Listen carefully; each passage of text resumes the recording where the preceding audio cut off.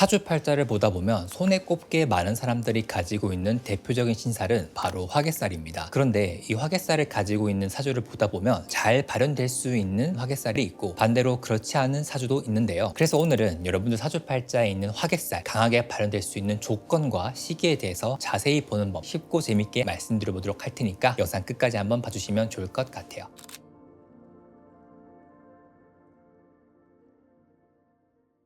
사주팔자의 3대 매력살 중 하나인 화개살은 제가 처음 영상 만들 때만 해도 본인 사주팔자에 화개살이 있는지 몰랐다 하시는 분들이 계셨는데 이제 정말 많은 분들이 알고 있는 개념이 되었더라고요. 이 화개살은 다른 살들보다도 많은 사람들에게 발견되기도 합니다. 그렇지만 이런 생각 한번 해보지 않으셨어요? 나는 사주팔자에 화개살이 있는데 왜 잘 발현이 안 되는 걸까? 여기에 대해서는 두 가지 이유가 있을 수 있습니다. 첫 번째, 사주팔자에 있는 화개살이 발현되긴 조금 어려운 화개살, 다시 말해서 화개살의 힘이 좀 약한 구성이라 볼 수도 있겠고요. 두 번째로는 여러분들이 사주팔자에 있는 화개살이 언제 발현되는지를 모르기 때문에 그럴 수도 있습니다. 각자 사주팔자를 보다 보면 떡상하는 시기와 좀 조심하면 좋은 시기가 나눠져 있는데 그 시기를 볼 수 있는 게 사주 명리학이거든요. 그래서 오늘은 제가 여기에 대해서 한번 자세히 말씀드려 볼 테니까 오늘 영상 끝까지 보시고 더 알고 싶다 하시는 분들은 화개살 영상 같이 보시면 좋을 것 같고요. 오늘 영상 맨 끝부분에 제가 판서만 정리해서 내용을 자세히 올려드리려고 하는데 다음 시간에는 마지막으로 화개살 3탄을 말씀드릴까 합니다. 3탄 내용이 여러분들의 화개살을 활용하는 부분에 있어서 정말 중요합니다. 특히 돈 얘기를 많이 할 거기 때문에 이 내용까지 봐주시면 화개살은 정말 이제 거의 학사급으로 안다 보시면 될 것 같으니까 하주에 화개살이 있는 분들은 구독과 알람 설정해 주시면 제가 바로 영상 올려드리도록 할게요. 오늘 내용 들어가기 전에 이 화개살은 신살의 개념이기 때문에 이 신살을 보는 법은 크게 두 가지로 나뉩니다. 신살을 볼 때는 사주팔자의 윗줄이 아니라 아랫줄을 이야기하는 경우가 대부분입니다. 아랫줄을 우리가 지지라고 하는데 사주팔자의 지지는 보통 나의 환경, 나의 성격과 내가 인생을 살아가면서 활용하는 도구, 특징, 무기, 장단점이 된다라 볼 수도 있고요. 그런데 사주팔자 명리학은 과거 시대 때부터 내려왔고 우리는 신분제 그리고 가문의 영향을 많이 받아왔죠. 사주팔자에서 가문과 조상을 뜻하는 글자는 바로 연주라는 글자입니다. 그러다 보니까 과거에는 이 맨 오른쪽 칸의 글자를 보고 너의 사주팔자가 이렇다 또는 운세가 이렇다 이런 이론들이 많이 발달했습니다. 그래서 사주팔자의 신살 개념도 이 맨 오른쪽 칸에 들어가 있는 한자, 다시 말해서 즉